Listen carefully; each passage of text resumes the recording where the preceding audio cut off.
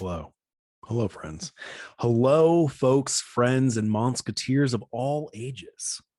I'm going to be honest with you right out the gate. I've already recorded this podcast, but I didn't record it. So I've already spoken this podcast into existence. And the only person who will ever hear that version is me. Just the one time. So, it happens. It happens. Luckily, it's a retrospective episode. It's a retrospective on everything you didn't know you wanted to know about Spike the Bee, the official mascot of the Flower and Garden Festival at Epcot. Not his original purpose of use, but I believe his most current. So if you've ever been, not ever, but if you've been to an Epcot Flower and Garden Festival and you see that, how about this? If you ever see a little individualized bee in a Disney cartoon and Disney merchandise and what have you, it's Spike the Bee. That's who he is. So I figure we need to know everything we didn't know we wanted to know about Spike the Bee. So here we go. Spike, sometimes referred to as Buzz or Barrington. Barrington the Bee. Actually, I kind of like Barrington the Bee more than I like Spike or Buzz. He is a bee who often tormented Donald Duck in several cartoons in the late 1940s and early 1950s. He also tormented Pluto and Bumblebee. Just in case, just throw that in there. Some appearances. Let's see. In Bee Inspired, there's a lot of bee puns here. Bee Inspired, Spike repeatedly frightens Mickey, keeping Minnie from finishing her painting. In the end, they become friends, and Spike saves Mickey from an angry swarm of bees, his companions, by giving a dramatic speech, all in Buzz language with subtitles. Thank goodness for the subtitles, because we would be so lost. I would forever wonder what Barrington was saying. Barrington, though. Come on, Barrington. I like that name. In New Shoes, Spike torments Goofy while stuck in Donald's body, and later Donald, after returning to his body, alongside the rest of Donald's recurring tormentors, Chip and Dale, Huey, Dewey, and Louie, and Scrooge McDuck. I don't really get that. Okay, so in New Shoes, Spike torments Goofy while stuck in Donald's body, okay? And later, Donald. So I'm wondering if he torments Donald after returning to his body, alongside the rest of Donald's recurring tormentors, Chip and Dale, Huey, Dewey, and Louie, and Scrooge McDuck. So are all of them tormenting Donald, or is Spike tormenting all of them? And is this like a Freaky Friday thing where they switch bodies? I think we're going to have to watch New Shoes to figure that out.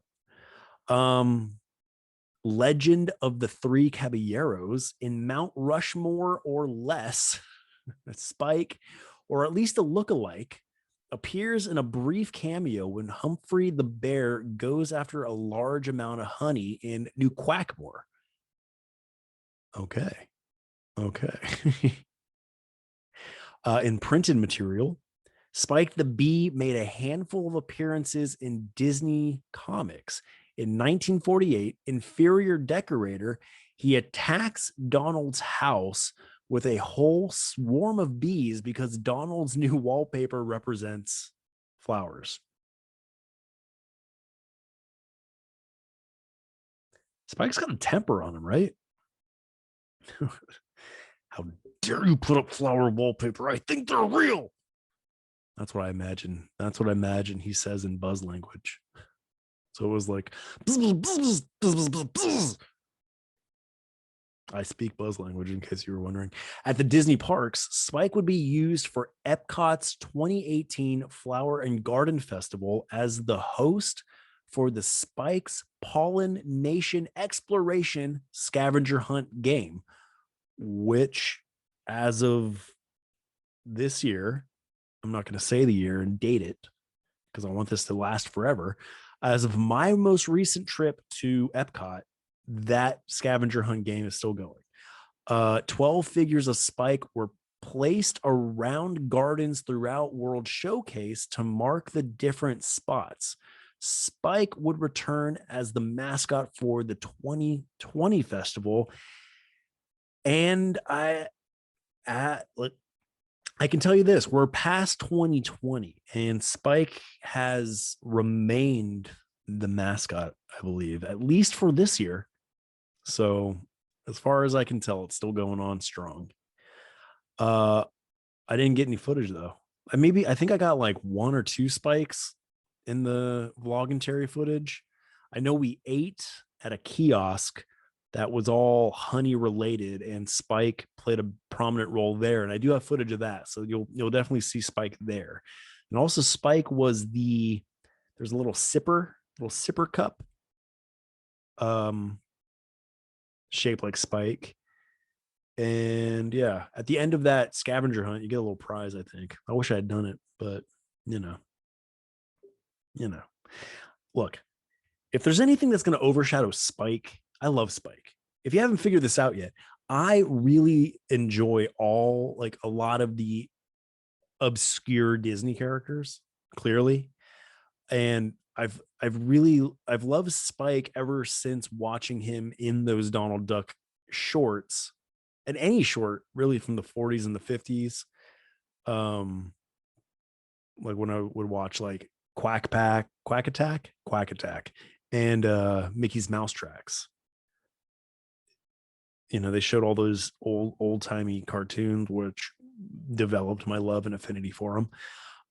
And Spike was always in there, and I really always loved him as a character and those shorts. So here's a little bit of trivia.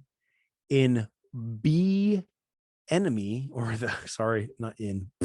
the B Enemy design in DuckTales Remastered resembles Spike's original design from window cleaners. Apparently, Spike looked tougher in window cleaners. He has stung multiple times, meaning he's a bumblebee, as honeybees can only sting once before dying. So there you go. Even though Spike is in a lot of honey-related content, he's a bumblebee, not a honeybee. What do bumblebees do? Do bumblebees not make honey?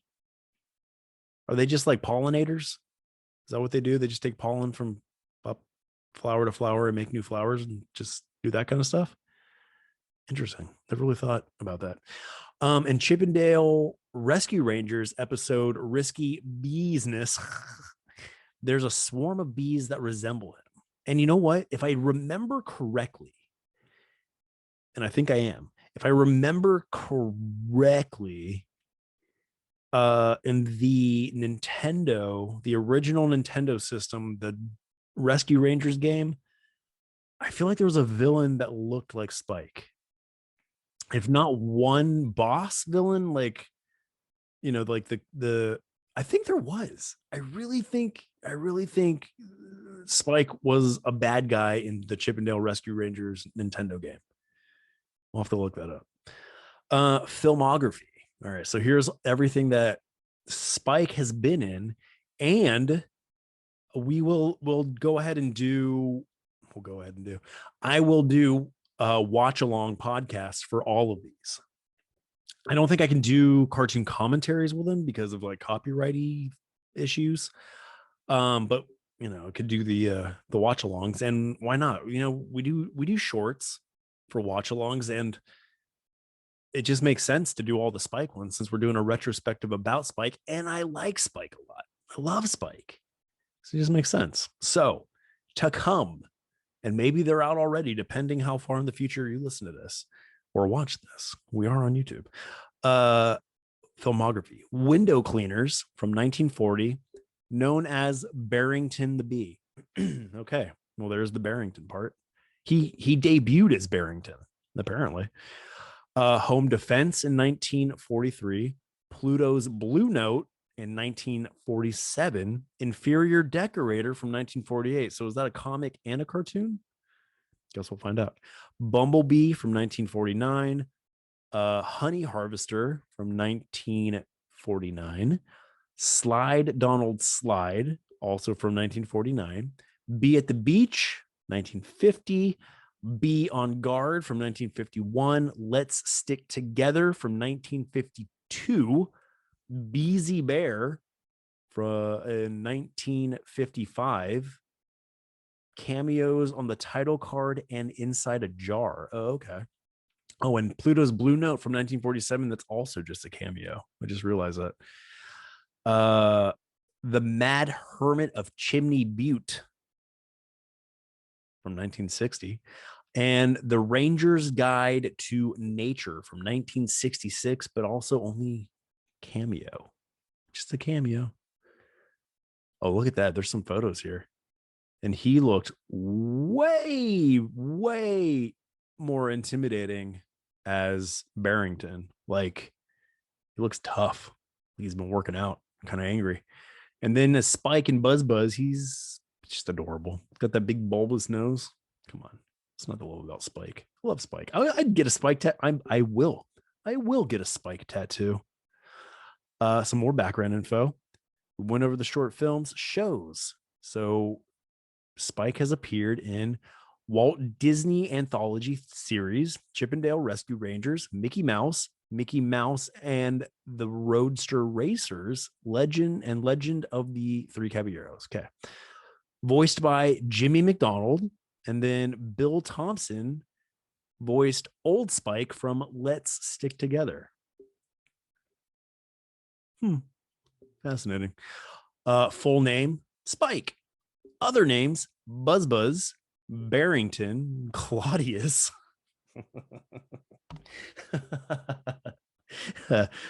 I hit the microphone. Claudius and Hector. Home, his hive. Duh. Likes.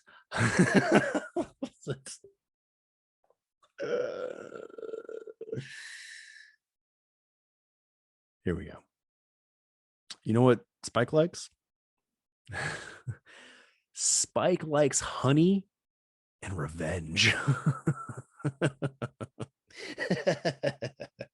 That makes me like Spike so much more. Oh my gosh. Wow. A Disney character. One of the cutest Disney characters, one may argue. His likes are honey and revenge. His dislikes, getting insulted and abuse. And you know what? That's probably what inspires the revenge. So here's a paradox. Since Spike likes revenge, if he wasn't getting abused or insulted, would he still like revenge? I find that to be a very reasonable question. Powers, flight, and speed. Okay. Flight, I don't know if would be considered. Oh, powers and abilities. Powers and abilities. These two fall under abilities. Okay, they're not really powers. And status, he's active. Good. I'm glad that he's still active. And I guess he's still active because as of last week, less than a week ago, at Disney, the Epcot Flower and Garden Festival, Spike was there. Saw the Sipper Cup, saw Spike just kind of around. Didn't do a lot of video of Spike, but he was there. And I wonder, I bet he's just going to be the ongoing mascot of Flower and Garden. Because why not? You have a bee character. What better mascot for a flower and garden festival than a bee?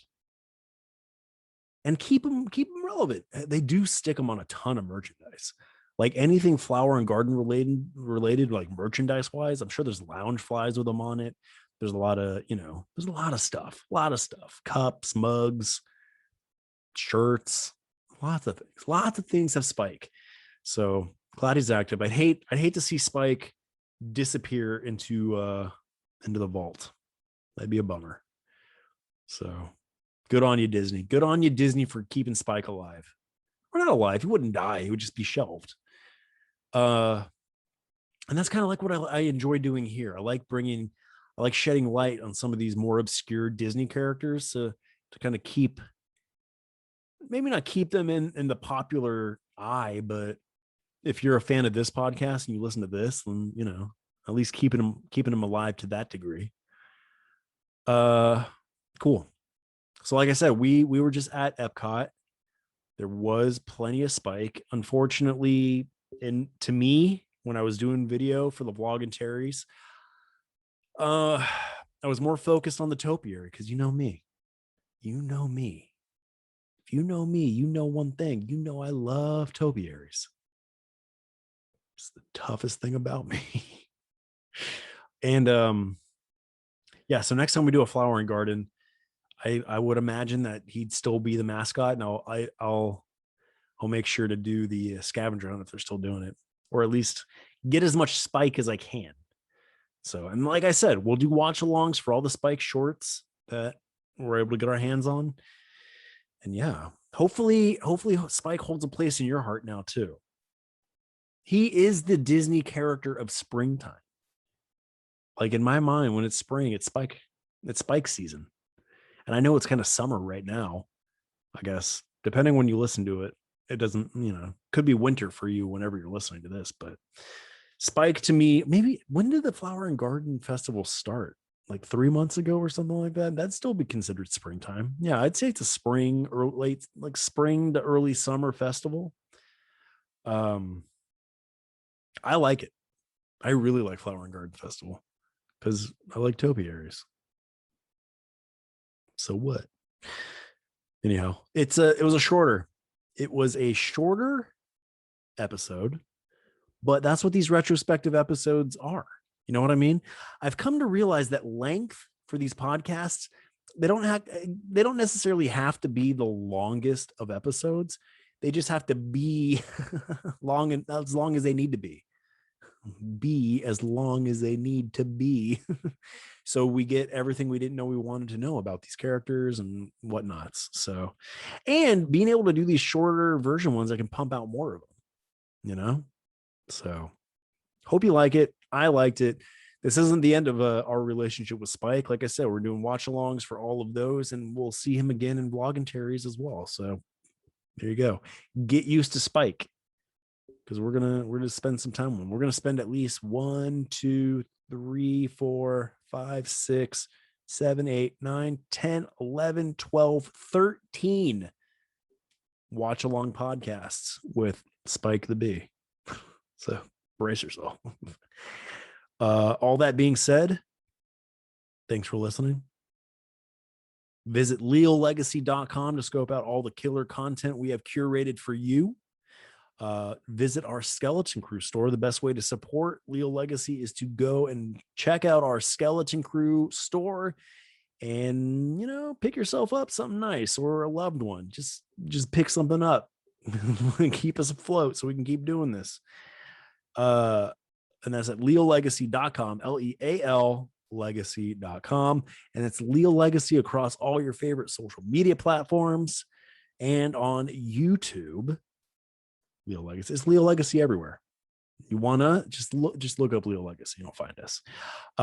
Please like, comment, subscribe on the YouTubes or any other video platform you may see this on. Oh, by the way, there is video. We're still doing the video element thing.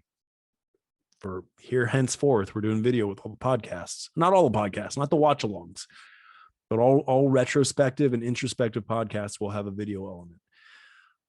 So the only podcast that won't have video elements likely will be the watch alongs and Badnerrock. Badnerrock will also not have a video element because it's bad, right? Podcasts like or rate and review. I think that's what you do a podcast. Rate, review, and share. Sharing is caring. Sharing is the most important way to get this out there. Keep it punk rock, word of mouth. Tell your friends. Post on social media. Share the episodes. It's not hard. If you're listening to the episode, just go back to whatever app you're listening on, hit share, and just share it wherever. Text it to somebody you haven't spoken to in years. With nothing else. Don't say anything else and just text it to them. Please do that. That'd be really fun. I'm gonna pretend you guys are doing that because that makes me giggle. Anyway, um, yeah. Until next time, folks. Thanks for being a friend and telling a friend. Later.